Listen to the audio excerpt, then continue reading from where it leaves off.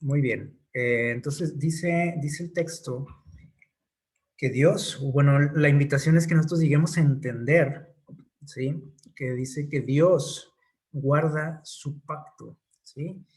Y hace alusión a alguien más, ¿no? O sea, dice, él hace o cumple su pacto con las personas que dice, que también guardan ese pacto, ¿sí? O sea, él hace su parte, dice, pero también hay una parte que nosotros tenemos que hacer, ¿sí? Eh, y bueno, de eso trata, ¿no? Precisamente el título de esta semana, la ley del pacto. Hemos estado estudiando durante el trimestre precisamente el pacto, ¿verdad? Y aunque pareciera eh, que Dios ha dado diferentes pactos, realmente es el mismo, ¿sí? Lo hemos mencionado por aquí en algunas ocasiones, es el mismo pacto. Un pacto que fue revelado, dice por aquí, a diferentes personas. Por ejemplo, hemos estudiado el caso de Noé, ¿sí? De hecho, en un principio lo vimos con Adán y Eva, ¿sí? Después con Noé, después con Abraham, y la semana pasada estudiamos algo acerca del pueblo de Israel, ¿sí? Entonces, todos ellos recibieron un pacto, ¿sí? O sea, personas diferentes que vivieron en, ¿qué dice aquí? En épocas diferentes, y eso hace que Dios tuviera que expresarlo de diferentes formas, ¿sí? Porque no eran las mismas personas, no tenían la misma educación, no tenían el mismo conocimiento de Dios, vivían en diferentes épocas, en diferentes países, en zonas del mundo. Entonces, Dios tuvo que, ¿cómo se puede decir? Se puede decir que rebajarse al nivel de las personas con las que estaba haciendo ese trato, a las que les estaba revelando ese trato, ese pacto, ¿sale? Eh, por eso de repente pareciera que son pactos diferentes, ¿sí? Pero realmente es el mismo, ¿sale?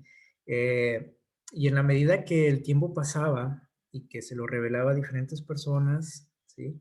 El pacto de repente tomaba un nuevo sentido, o sea, Dios como que le agregaba algo más, algo extra, no porque estuviera cambiando, ¿sí? El trato, sino porque ya se supone que esas personas que lo recibían más adelante ya tenían mayor conocimiento, una mayor experiencia, así entre comillas, ¿no? Se supone que deberían de tener una mejor experiencia con Dios, más conocimiento, y Dios tenía que ampliar también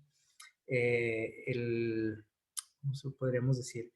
Pues todo lo relacionado a este pacto, ¿sale? O ampliar el conocimiento. Entonces, vemos que es realmente el mismo pacto, ¿sale? El que Dios ha hecho con sus hijos a través de todas las edades, ¿verdad? Eh, y bueno, hemos mencionado también que ese pacto era un pacto o es un pacto de gracia, ¿sí?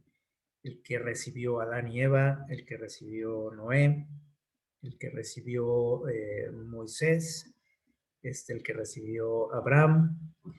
Todos, si ustedes se fijan, bueno, es el mismo pacto y todos recibieron ese pacto en el sentido de que Dios estaba dándoles algo, ofreciéndoles algo. Por ejemplo, a Adán y Eva, ¿qué les ofreció? Bueno, les estaba ofreciendo la restitución, ¿sí?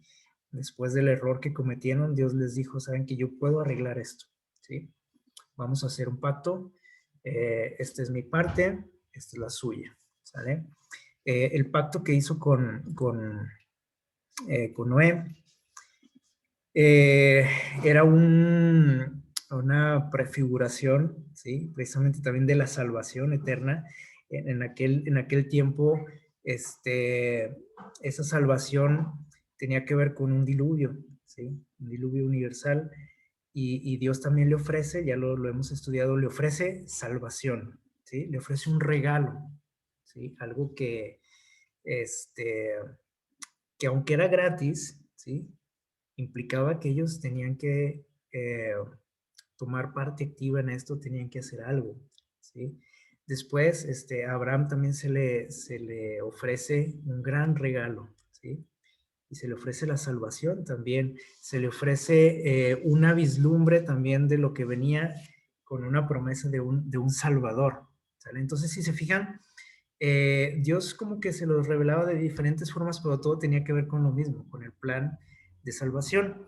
Y en el caso de Moisés y el pueblo de Israel que estuvimos estudiando la semana pasada, eh, Dios hace un pacto con ellos, ¿sí? Con el pueblo, después de que los saca de Egipto. eh, y dentro de ese pacto, de ese trato, ¿sí? Que tenía que ver con la gracia, también con ese ofrecimiento de la salvación que les estaba dando, les entrega unas leyes, ¿se acuerdan? Lo estudiamos la semana pasada, les entrega una ley, ¿sí? Unas leyes. Y bueno, aquí podemos preguntarnos qué hacía una ley dentro de un trato o de un pacto de gracia. Como que pareciera que no tienen mucha relación, ¿no? Una ley o la ley y la gracia, ¿sí? Si nosotros hablamos de gracia, pues hablamos del amor de Dios, de su misericordia, de su perdón, etcétera. Pero cuando hablamos de la ley, como que parece que ya no tiene nada que ver con ese amor, ni con la misericordia de Dios, ni con perdón. Parece que es todo lo contrario, ¿no? Cuando tratamos este asunto de la ley. Por eso, como que no nos gusta mucho, ¿no? Hablar de ella. Eh, entonces, ¿qué hacía una ley dentro de ese pacto? Bueno, eh, vemos aquí una imagen de un padre y un hijo, o una hija, creo que es, ya ni sé, no leo yo qué es, creo que es una niña, ¿no? Eh, bueno, vemos aquí, por ejemplo, el rostro de esta niña que está un poco como molesta, ¿no? Con su papá. Y podemos imaginar que, o imaginemos pues que el papá eh, a lo mejor la regañó, ¿sí? A lo mejor le prohibió hacer algo, le dijo, no te acerques ahí, no vayas para allá, no toques, no agarres, ¿sí? Como yo creo que todos experimentamos, ¿no? En algún momento de nuestra vida, y a muchos ya les ha tocado estar de los dos lados, ¿no? Tanto del lado del niño como del lado del padre, ¿no? Ahora yo les preguntaría, sobre todo a los que son papás, ¿verdad? Porque cuando nosotros somos nada más, hemos sido hijos, a veces no nos cae el 20, como decimos, de por qué mi papá, mi mamá me prohíben hacer algo, ¿verdad que es cierto? O sea, no entendemos y dice, ¿por qué? Y otros decimos, ¿por qué? Pues él ya vivió, ella ya vivió, que me dejen a mí hacer lo que yo quiero, lo que a mí me gusta, que me dejen ir a donde yo quiero ir, que me dejen juntarme con quien yo quiero, etcétera. Y en la medida que vamos creciendo, pues eso se va complicando todavía más, ¿no? Cuando somos niños a lo mejor nada más es no toques, no te subas, no te alejes, etcétera, ¿no? Pero ya cuando vamos creciendo, pues las situaciones cambian, ¿no? Eh, y a lo mejor, pues bueno, obviamente empezamos a tomar nuestras propias decisiones, ya más conscientes, pero igual cometemos errores, ¿no? Y cuando nos damos cuenta de que hemos cometido un error, de pronto ahí es cuando entendemos por qué me había dicho eso mi papá, por qué mi mamá no quería que hiciera eso, por qué no quería que fuera, por qué no quería que me juntara con esa persona, por qué no quería que hiciera tal o cual cosa, ¿sí? Pero en el momento que recibimos la prohibición, ¿sí? Esa ley, esa regla, pues nos molesta, ¿sí? Ya lo traemos de nacimiento eso, o sea, no nos gusta que alguien nos restrinja, ¿no? Que nos diga que no podemos hacer tal o cual cosa. Y desde pequeñitos, ¿no? Rechazamos esa idea. Cuando alguien nos dice que no, eh, decimos, sí, ¿por qué no? Y a ver por qué, ¿verdad? Y mi papá dice que no vaya ahí, bueno, pues me voy a acercar a ver qué pasa. porque somos así, ¿no? De desobedientes y que no entendemos nada más con que nos digan, ¿verdad? Y creemos, así como Adán y Eva, creemos que tal vez alguien nos está ocultando, o sobre todo aquí en este caso los papás, ¿no? Nos están prohibiendo algo porque pues no quieren que disfrutemos de eso, ¿sí? Porque tal vez nos vamos a perder de algo bueno y pues no queremos dejar pasar la oportunidad, ¿verdad? Entonces, les digo ahorita, yo les preguntaría sobre todo a los que son papás, ¿por qué en sus hogares, yo espero que así sea, ¿por qué en sus hogares ustedes ponen reglas? ¿Por qué de repente usted le dice al hijo, a la hija, sabes qué? Aquí no puedes llegar después de tales horas, aquí tienes que sacar tales calificaciones, aquí tienes que hacer tu tarea a tales horas, tienes que dormirte a tales horas, aquí se come a tales horas, dice la mamá, ¿verdad? ¿Por qué lo hacemos? ¿Para fastidiar la vida de los hijos? ¿Para amargarlos? ¿Para traumarlos? Como ahora se dice mucho, ¿no?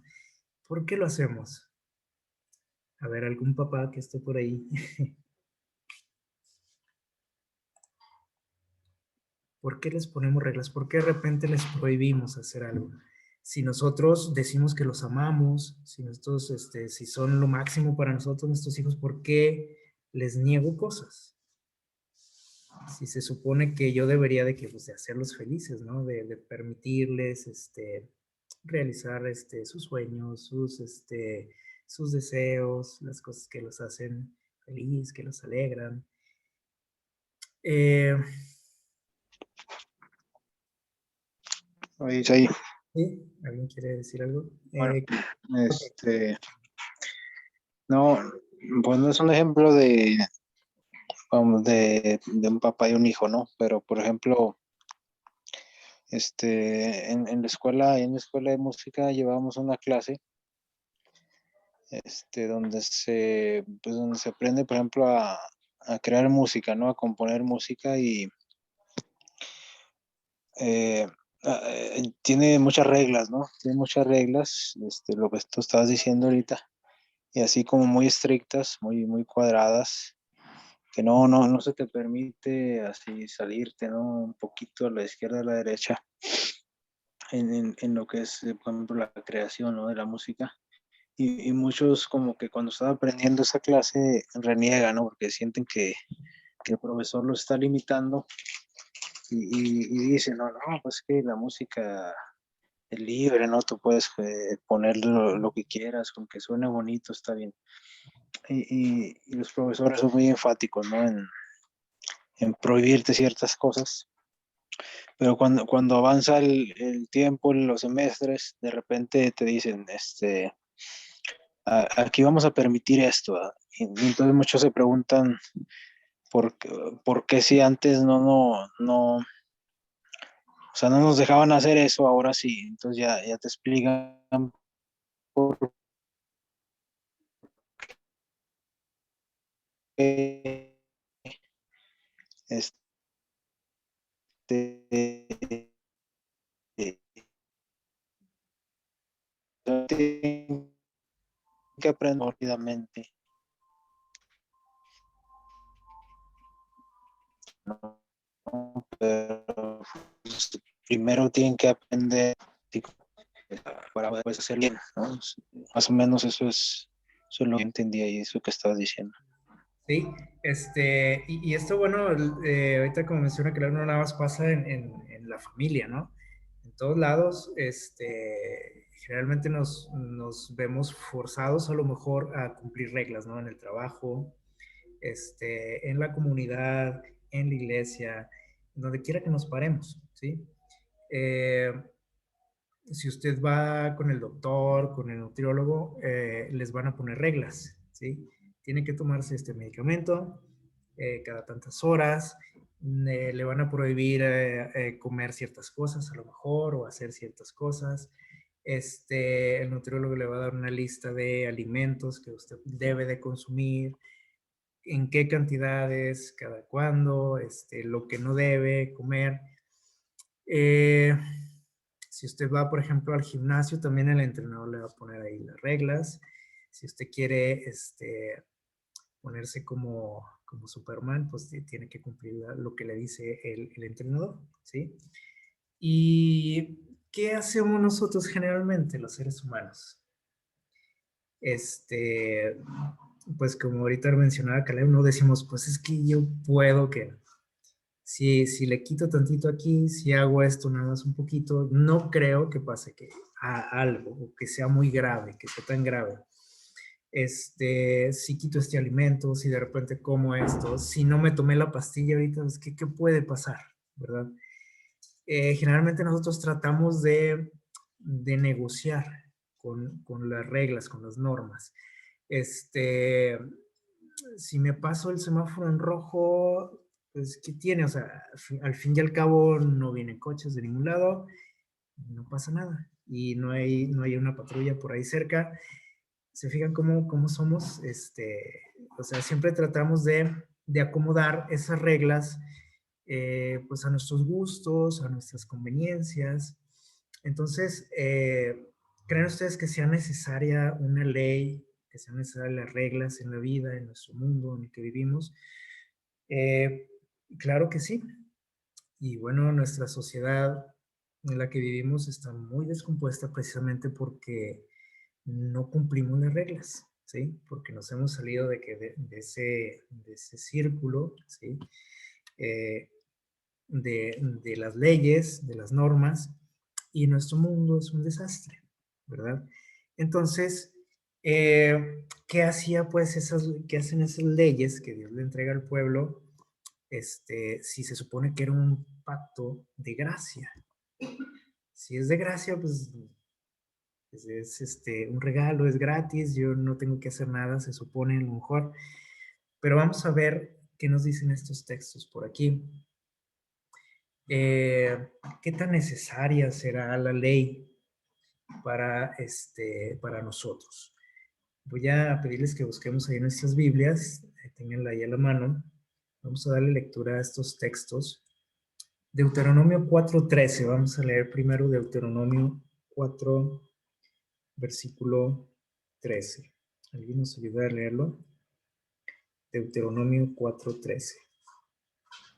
Dice, y él os anunció su pacto, el cual os mandó poner por obra los 10 mandamientos y los escribió en 2 tablas de piedra. Ok, aquí nos aclara cuál era esa ley, ¿no? Dice que ese pacto estaba, fíjense bien, estaba en esa ley, ese pacto estaba en la ley y les digo, es algo así como que no, pues como que no nos cuadra eso, ¿no? Y dice aquí, eran 10 mandamientos, 10 reglas, 10 leyes escritas en unas tablas de piedra. Salmo 119:45, vamos a ver qué nos dice por ahí.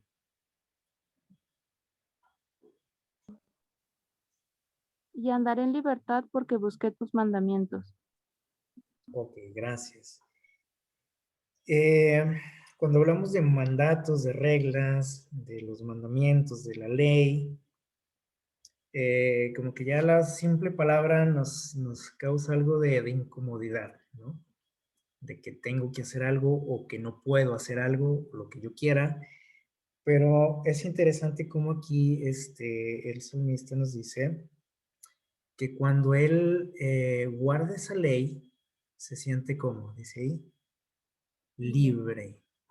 Y es algo también como contradictorio, ¿no? Porque decimos, pues si está ahí forzado a guardar leyes, reglas, pues está ahí amarrado, ¿no? Está reprimido. Pero vean cómo lo ve aquí David y dice, yo me siento libre, no me siento esclavizado, no me siento reprimido, ni traumado, yo me siento libre. ¿Por qué? Bueno, porque ese es una de los objetivos de esta ley, aunque suene extraño. Santiago 1:25, vamos a ver qué nos dice por ahí. Santiago 1, versículo 25.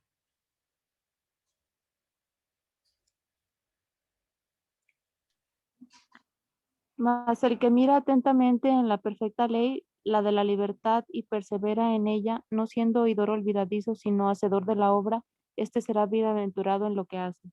Ok, ¿qué les parece? Dice que si queremos ser afortunados, felices en la vida, yo creo que todos buscamos eso, ¿no? En nuestra vida. Eh, Dice que debemos no nada más conocer la ley, ¿sí? Porque muchos la conocemos, a lo mejor hasta de memoria, la sabemos, la recitamos, pero dice, tenemos que hacerla, que cumplirla, que vivirla, ¿sale? Eh, y dice que tenemos que, bueno, al hacerla y al cumplirla, nosotros podemos ser libres y le llama aquí una ley ¿de qué? De la libertad. Qué curioso, ¿no? Qué extraño. Pareciera que es lo contrario, ¿no? Primera de Juan 3:4. Vamos a ver qué más podemos aprender acerca de esta ley. Primera de Juan, capítulo 3, versículo 4.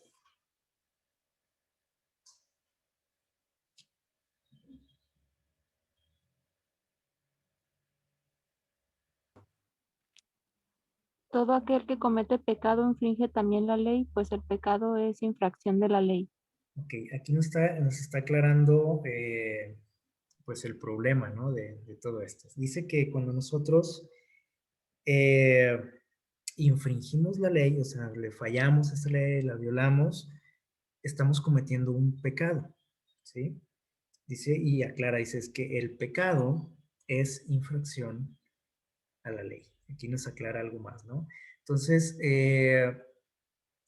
aquí nos pone también a nosotros en nuestro sitio, en nuestro lugar, haciéndonos ver que todos somos pecadores, a todos de una manera u otra le fallamos a esta ley, ¿sí? Pero aquí hay algo interesante en el capítulo 1, versículos 1 y 2, ahí atrásito.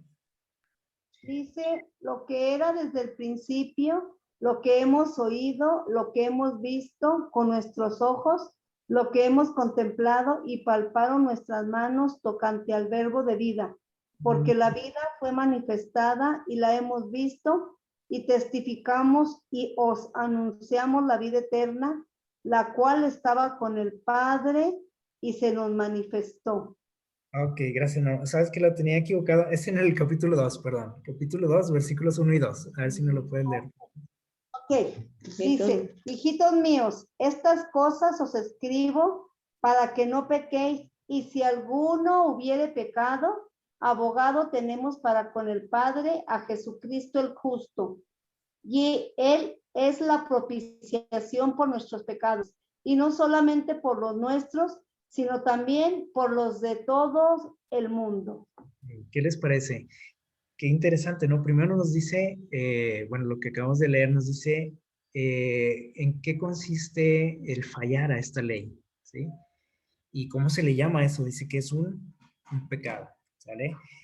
Y luego dice Juan, bueno, dice, yo quisiera, o es el objetivo de Dios, el plan de Dios, dice que no pequemos. Ese es el ideal, ¿no? Pero si metemos la pata por ahí, si la regamos, ¿qué pasa? Dice, bueno, tenemos que un abogado, y por ahí también dice ahí me parece que es ahí mismo en 1 Juan, dice que si nosotros confesamos esos pecados, nos arrepentimos, pedimos perdón a Dios, dice que Él es justo, Él es fiel para perdonarnos. Entonces, veamos ahí cómo se manifiesta la gracia, ¿sí? Dentro de lo que es la ley, ¿sale? Apocalipsis 22:14, vamos a ir por este último texto que tenemos en pantalla, 22:14. La paciencia de los santos, los que guardan los mandamientos de Dios y tienen la fe de Jesús. Ok. La paciencia, dice, de los santos. Es decir, aquí nos está describiendo al pueblo de Dios. Una de sus características principales dice que es aquellos, o son aquellos que guardan los mandamientos de Dios, o sea, la ley de Dios. Y es aquí, es interesante notar cómo en nuestro mundo, por ejemplo, en la actualidad, nosotros pensamos que esta ley, la ley de Dios, es una ley pues anticuada, una ley pasada de moda, obsoleta, y no solo la ley, sino toda la Biblia, ¿no? Entonces,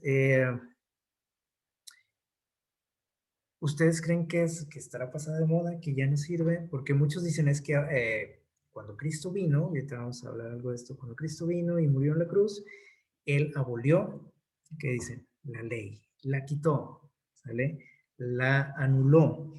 Sin embargo, por ejemplo, aquí en estos textos, por ejemplo, aquí leímos en Santiago, en Juan, en Apocalipsis, son pasajes del Nuevo Testamento, o sea, después de que Jesús estuvo aquí en la tierra, y ellos siguen hablando de la ley. O sea, ellos en ningún momento dicen, ¿saben qué? Pues ya la ley no vale, ya no hay que guardarla, somos libres, ya solamente dependemos de la gracia, ¿sí?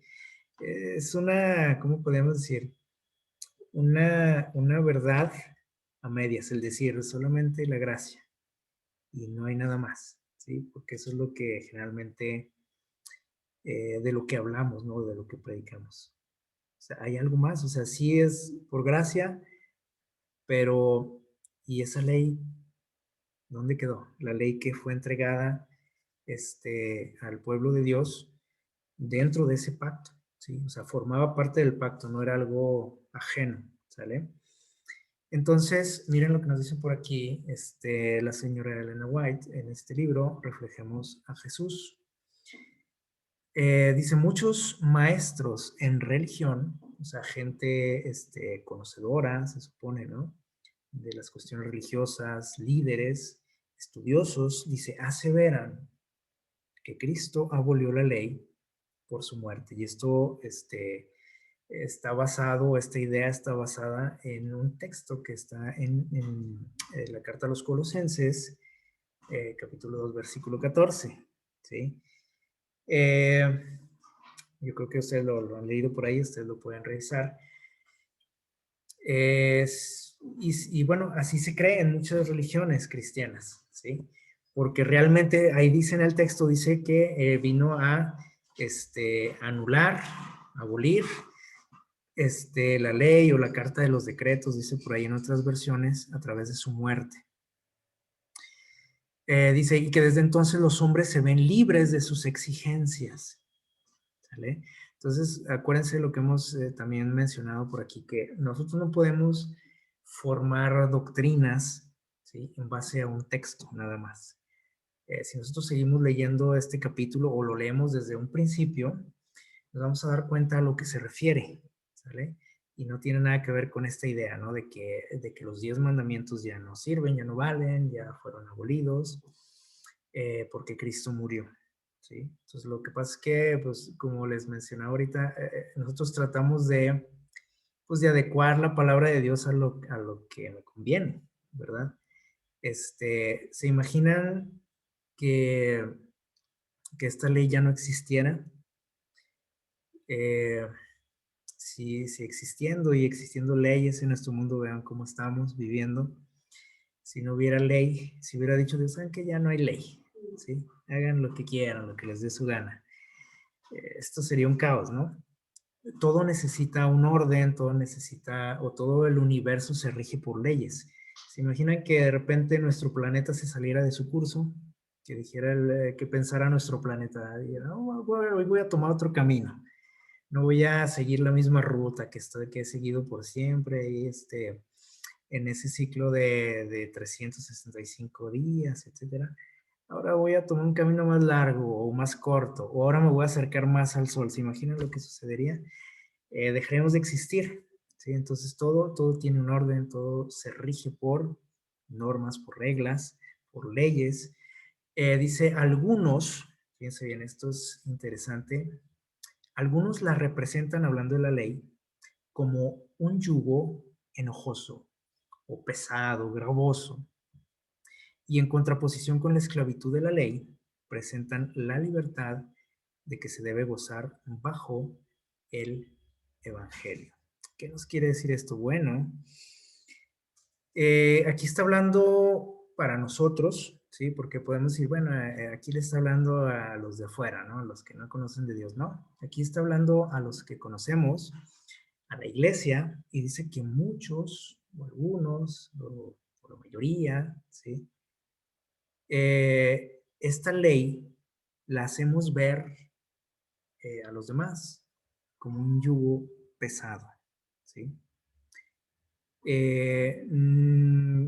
No nos expresamos de esta ley como lo hacía David, por ejemplo, donde dice, yo me siento libre al guardar tu ley. Para mí es una delicia guardar tu ley. Quisiera estar todos los días en tu templo. No, no nos expresamos así. Se nos hace pesado, se nos hace un fastidio. Y eso es lo que nosotros le mostramos a la gente, ¿sí? Entonces, por eso mucha gente pues dice, no se ve muy atractivo, ¿no? Lo que tú me dices o lo que me ofreces.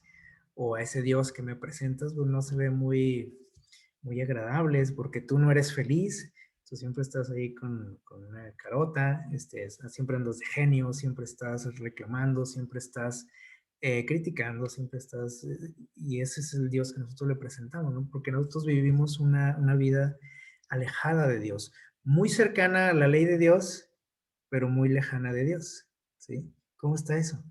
Bueno, cumplimos reglas, a lo mejor las cumplimos, a lo mejor hasta el pie de la letra, sin dejar ningún detalle, pero sin tener a Dios en nuestra vida. Y eso, pues es muy, muy triste, ¿no? Y es una amargura, ¿no? Para la persona que vive así.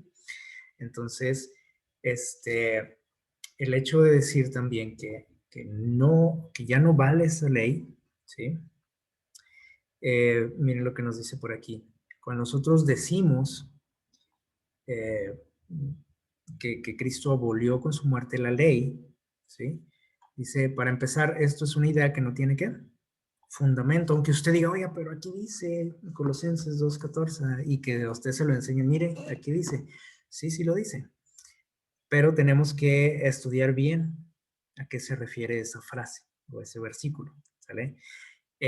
Dice, si hubiera sido posible cambiar la ley o abolirla, entonces Cristo no había tenido que morir para salvar al hombre de la penalidad del pecado. La muerte de Cristo, lejos de abolir la ley, prueba que es inmutable esa ley, ¿sale?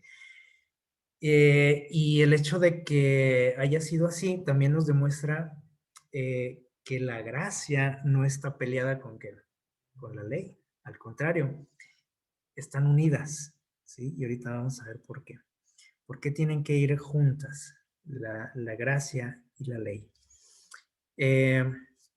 Miren lo que nos dice aquí. Dice, ¿cuán fácilmente, desde el punto de vista del transgresor, o sea, desde el lado que nosotros estamos, ¿sí? Como pecadores, dice, qué fácil es pensar que Dios podría haber abolido su ley, ¿sí? Para nosotros es fácil decirlo, ¿no? Así como les comento, ¿no? Que muchos en el mundo cristiano lo dicen, ya no tienes que guardar esas leyes. Y especialmente hay una, ¿sí? A la que nos referimos, ¿sí? Que tiene que ver con el día de reposo, ¿sale?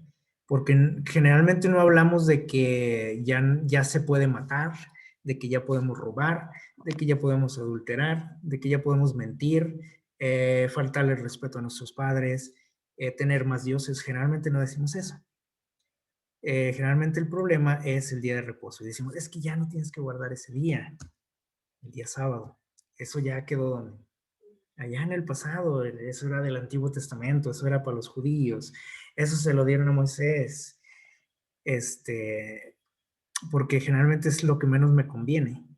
Sí me conviene, pues que el mundo siga guardando las demás leyes, ¿no? Porque pues tienen que ver también con mi seguridad, de que nadie se me vaya a meter allá a mi casa a robarme, de que no me quiten a mi esposa, el vecino, ¿verdad? O el amigo, de que no, de que nadie me quite la vida, porque pues, eso tiene que ver conmigo, ¿no? ¿Y qué pasa con el día de reposo? Como ya ahí la cosa ya no me conviene mucho, ¿sí?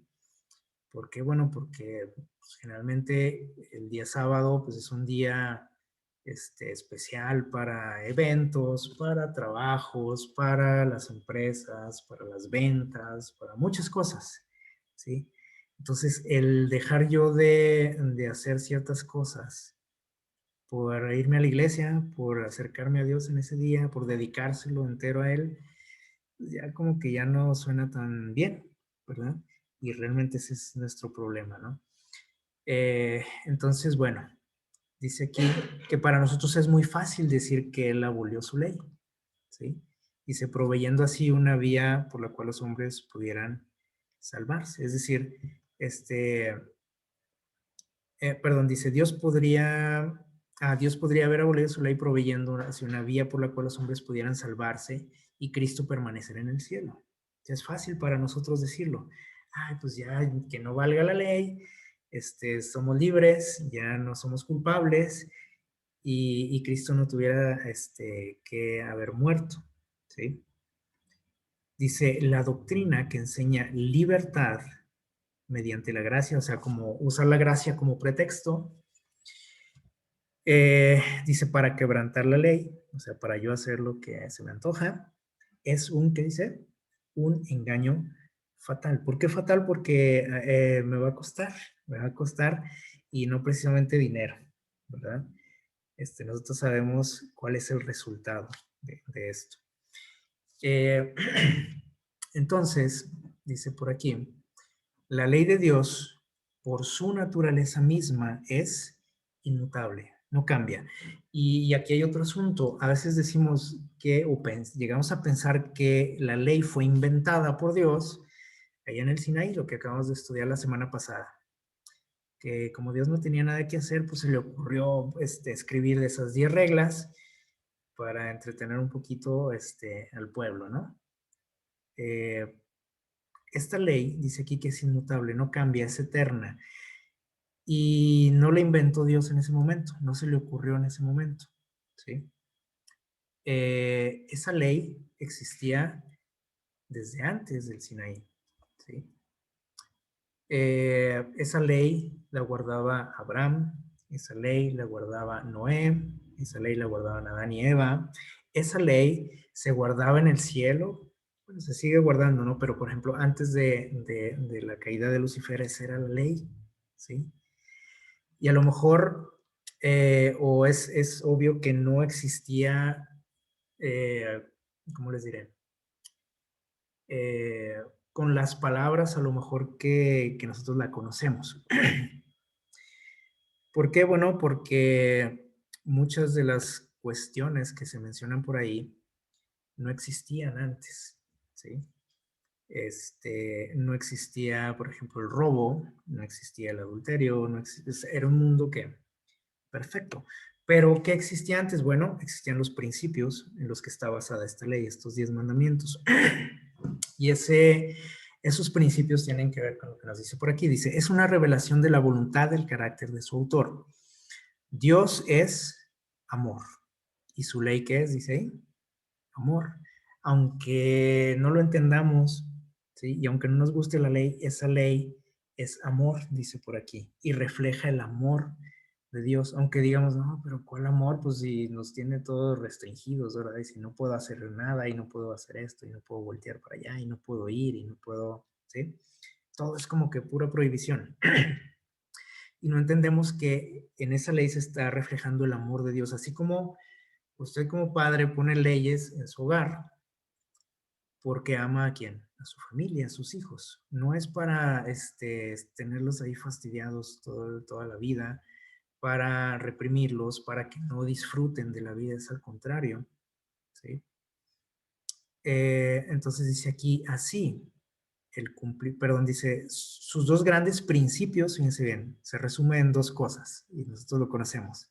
Son, dice aquí, el amor a quién, a Dios, y el amor al prójimo. Por eso dice aquí, el cumplimiento de la ley, dice en Romanos 13, es el amor.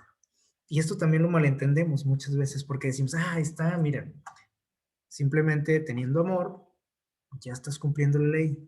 No tienes que estar guardando el sábado, no tienes que hacer esto, no tienes que hacer lo otro. Simplemente ten amor y ya lo hiciste. Pero no entendemos que ese amor se refleja en estas cosas, en esas 10 cosas que menciona ahí esta ley. Entonces, no podemos separar, ¿sí? El hecho de que Dios haya dicho, miren, si tú tienes amor, estás cumpliendo la ley. Si tú, cuando se acuerdan que le preguntaron a Jesús, ¿cuál es el mayor mandamiento? ¿Y qué dijo Jesús? Amarás a Dios sobre todas las cosas y a tu prójimo como a ti mismo. Y decimos, ahí está, miren, ya la otra ley ya no vale, ahora es amar a Dios y amar al prójimo.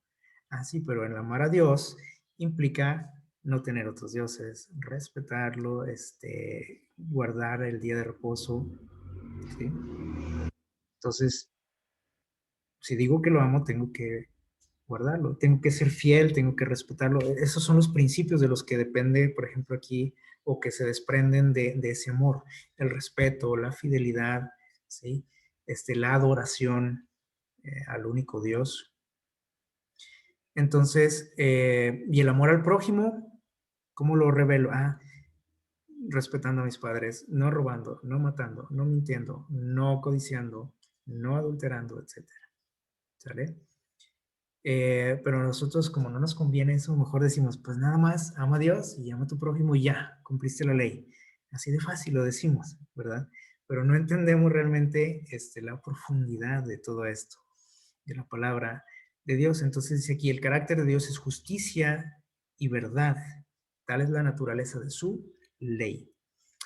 Nuestro mundo es un mundo donde ya no existe la verdad, no una verdad absoluta, lo hemos comentado también últimamente. Cada quien tiene su verdad, ¿sí? Tú dices que esto es verdad, pues yo digo que esto es verdad y tú tienes que respetarme, ¿sí? Pero dice aquí que la ley de Dios es que es verdad o es la verdad. En nuestro mundo no hay justicia y todos reclamamos, ¿verdad? Por justicia. Bueno, pues aquí está la justicia. ¿En la ley de quién? De Dios. ¿Qué quiere decir esto? Que todo esto de lo que carecemos en nuestro mundo es por culpa de quién? O por causa de nuestra desobediencia a la ley de Dios. ¿Sí?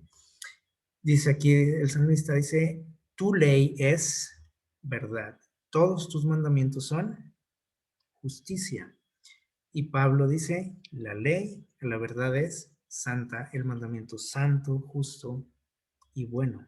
Semejante ley, expresión del pensamiento y de la voluntad de ¿quién? De Dios, debe ser tan duradera como su autor, ¿sí? O sea, Dios no es como nosotros, ¿sí? ¿Se imaginan que Dios hubiera cambiado su ley, para no tener que venir a morir por nosotros, para que nosotros pues no sufriéramos nada y lo hubiéramos librado así de fácil? Eso es lo que hacemos los seres humanos, ¿no? Así somos de corruptos, ¿no? Pues no me conviene esta ley, bueno, pues nomás la cambio, la borro, la anulo, le agrego esto, le quito esto, otro, así somos, ¿sí? Dios no es así. Así que si Dios hubiera hecho eso, imaginan, si Él hubiera hecho eso, el primero en haberlo acusado era el enemigo, ¿no? De haber sido que corrupto también, y él hubiera tenido razón, Satanás hubiera tenido razón. Así que dice, es la obra de la conversión y de la santificación reconciliar a los hombres con Dios. Eso es lo que Dios quiere, ¿sí? Poniéndolos, dice, de acuerdo con los principios de su ley. Dice, al principio el hombre fue creado, ¿qué dice? A imagen de Dios, o sea, nuestro comportamiento como seres humanos, o al menos el de Adán y Eva, eran como Dios, ¿sí? Porque Dios moraba en ellos, eran la perfecta imagen de Dios, estaban en perfecta armonía con la naturaleza y la ley de Dios, perdón. Los principios de justicia estaban grabados en su corazón. Pero ¿qué hizo el pecado? Dice, el pecado lo separó de su hacedor. Ya no reflejaba más la imagen divina. ¿Sí? Vean lo que pasa en nuestro mundo, a ver si nos parecemos a Dios. Dice, más de tal manera amó Dios al mundo que dio a quién? A su Hijo unigénito para que para que el hombre fuese reconciliado con Dios. ¿Por los méritos de quién? ¿Por los míos? ¿Porque guardo la ley? ¿Porque me porto bien? No, dice por los méritos de Cristo.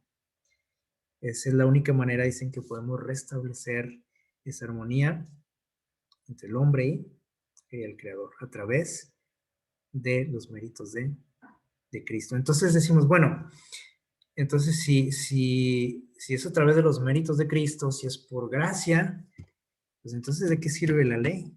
Seguimos a lo mejor en lo mismo, ¿no? ¿Para qué sirve esa ley? Ah, bueno, la otra vez también comentábamos la semana pasada, esa ley nos hace ver nuestra condición, ¿sí? Me hace ver mi necesidad de Dios, porque yo no puedo cumplirla, o sea, no puedo, y cuando voy a la ley, veo todas mis deficiencias, veo mis errores, veo lo que realmente soy. Y esa condición, ¿sí?, en la que me encuentro, y el darme cuenta de eso debe de motivarme, de moverme a ir ¿a quién? A Jesús, y Él tiene la solución, ¿sí? Para esa situación en la que estamos, tan desventajosa, ¿sí? Vean lo que dice por aquí. Sin ley no hay ¿qué? No hay pecado. O si existe pecado, si no hay ley. Si usted en su casa, por ejemplo, no tiene reglas, ¿qué le puede reclamar a alguien? Al hijo, al esposo o a la esposa. No hay reglas aquí, entonces cada quien hace lo que quiere, no existe ¿qué? No hay pecado, no hay transgresión, no hay errores, porque no hay ¿qué? No hay ley. Y sin pecado, o sea, si no existe el pecado, si no existe el error, el alejamiento de Dios, por ejemplo, no hay ¿qué? Tampoco existe la gracia. Y entonces, pues no es necesario el sacrificio de Jesús. ¿Se fijan cómo está unido todo? La ley y la gracia están unidas porque existe esta cosa que está aquí, el pecado. ¿Sale? Entonces, obviamente, si no existiera el pecado, pues la gracia no sería necesaria. Pero existió el pecado, ¿sí?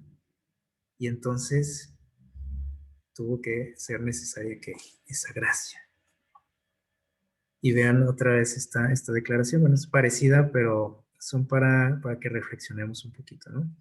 Dice, la gracia existe porque hay ¿qué? Porque hay una ley.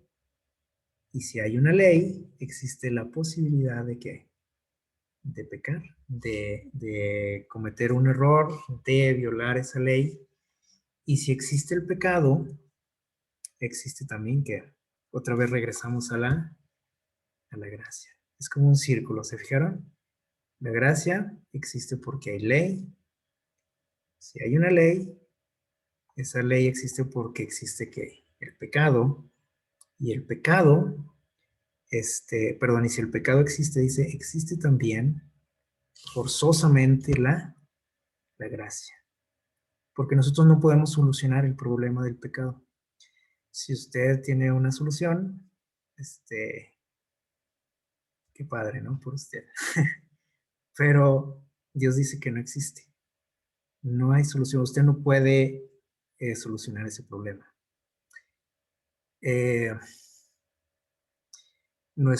Por ejemplo, nuestros gobiernos, por ejemplo, ahora que tenemos próximamente elecciones y todo eso, los candidatos, las personas que están por ahí buscando algún cargo, nos prometen acabar con todo lo malo, ¿no?, que existe en nuestra sociedad. Ya no más violencia, ya no más corrupción, ya no más esto, ya no más fraudes, ya no más extorsiones, ya no más peligro en las calles, ya no más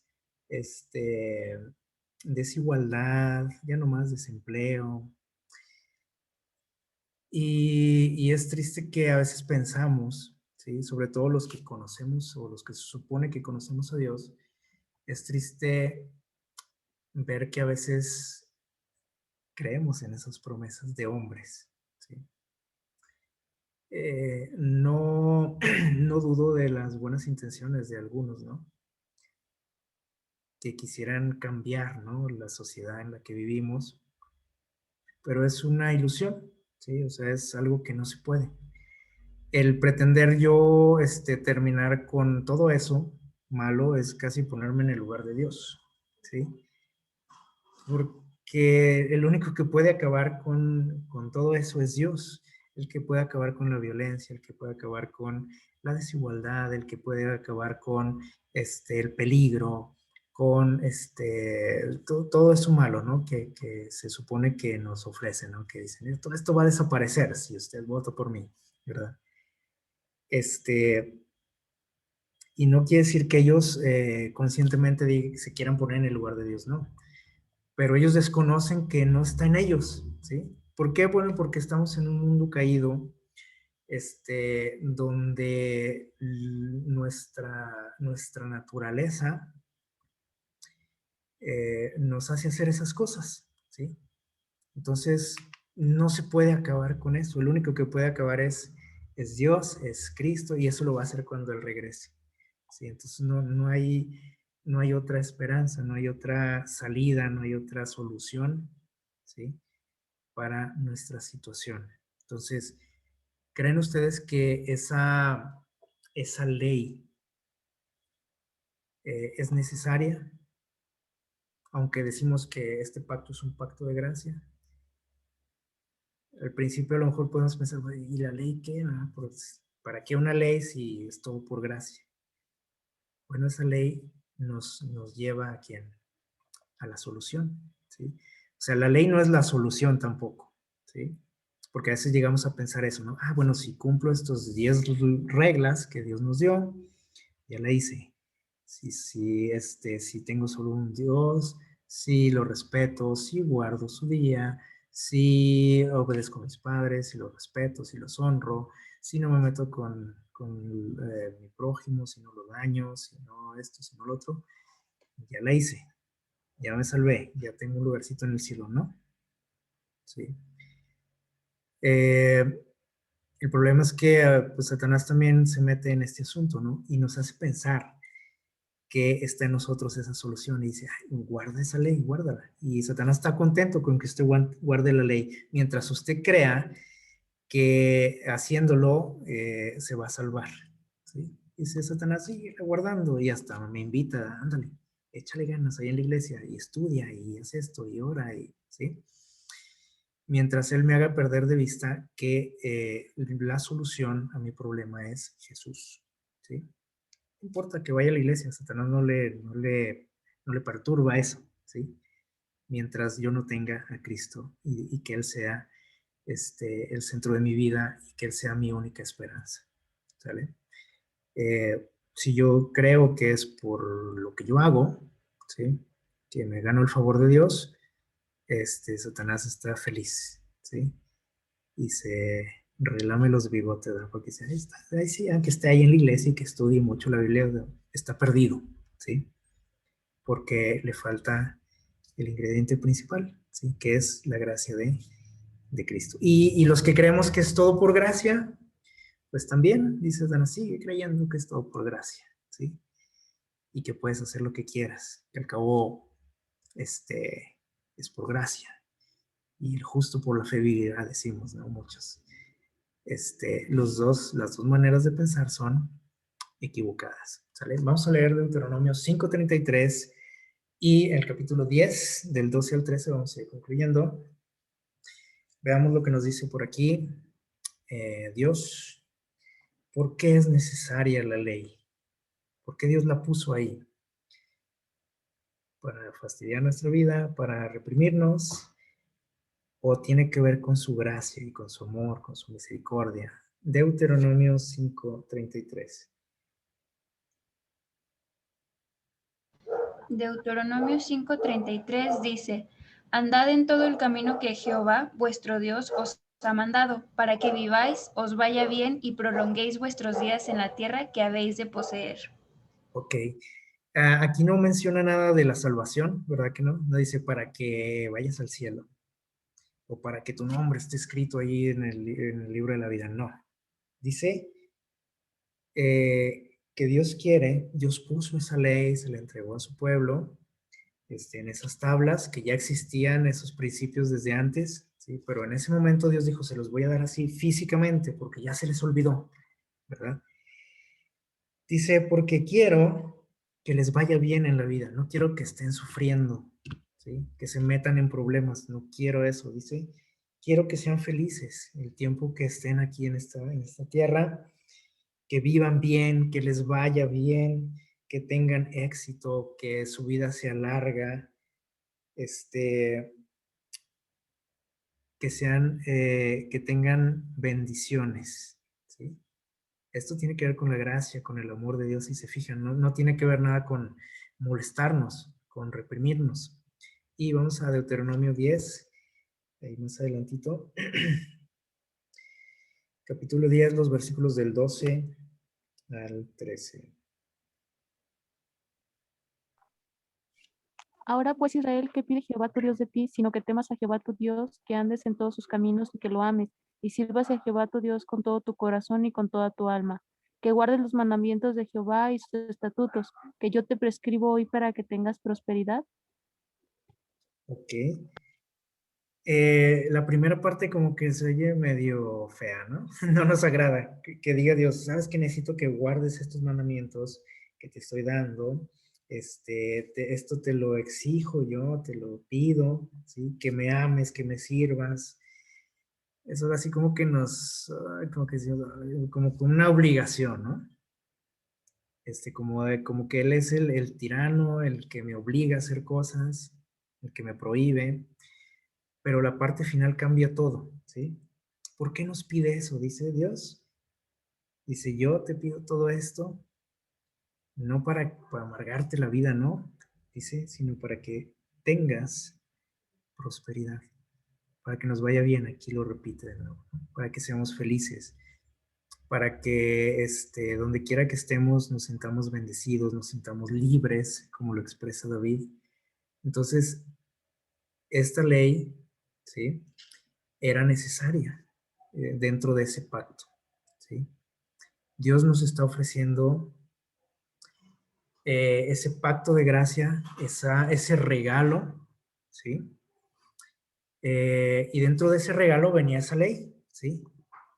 Como un regalo también. Dice, esto yo te lo estoy dando porque quiero que seas feliz, ¿sí? Algo que a lo mejor no alcanzamos a comprender plenamente, ¿sí? Los seres humanos, pero ahí va implícita esa ley, ¿sí? Era parte de ese pacto. Y bueno, hemos dicho que en este pacto hay dos partes, ¿no? Está Dios y estamos nosotros. ¿Cuál es la parte de Dios? Bueno, Él nos dice, yo te voy a dar esto, yo te ofrezco la salvación, te ofrezco felicidad, seguridad, prosperidad, quiero que te vaya bien y yo quiero que tú hagas otra parte, ¿sí? No dice, guarda la ley y te vas a salvar, no. Dios dice, guarda esta ley, anda en mis caminos, que esa es su ley, son sus caminos. Dice, anda en mis caminos y te va a ir muy bien, ¿sí? En todo lo que hagas. Y aparte, si nosotros nos entregamos a Él, si nosotros confiamos en Él, nos amistamos con Él, le entregamos esa incapacidad que nosotros tenemos de guardar esa ley, porque no se puede, por más que usted quiera, no se puede. Y por más que lo intente, a lo mejor lo puede lograr algunos días, pero no se puede.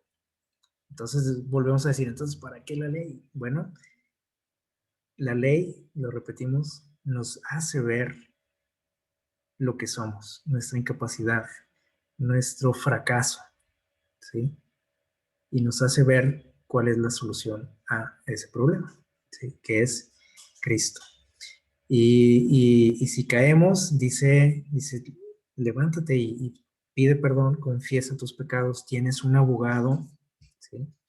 Tienes alguien que te está ayudando, que quiere beneficiarte, que quiere salvarte, que no quiere que te quedes ahí, ¿sí? Como alguien que no conoce a Dios, pues la riega y ahí se queda, ¿no? No tiene conocimiento de esa solución. Y qué bendición que usted sí lo tiene, ¿no? Entonces podemos acudir a nuestro único remedio que tenemos, que es Cristo. Y Y lo menciona también por ahí la lección, que este regalo, este pacto, no es nada más para usted, ¿sí? ¿Qué era lo que quería Dios que hiciera el pueblo con ese pacto, con ese regalo? Que fuéramos a compartirlo a los demás. El pueblo de Israel dijo, esto es mío, y nadie me lo quita. Y Dios dijo, no, no, no, no. Entonces, si crees que es así, dijo Dios, pues entonces préstalo acá. Y eso nos puede pasar a nosotros también. Entonces, tenemos que compartirlo. Dice por ahí un texto en los evangelios, dice, de gracia recibisteis, dad también de gracia.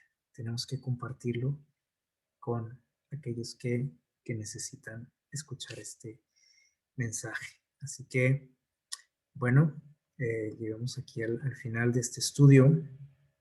Que Dios les bendiga y ojalá que podamos pues hacer parte de nuestra vida, ¿no? Esta palabra, este mensaje y este pacto que Dios ha compartido con nosotros. Que Dios nos bendiga.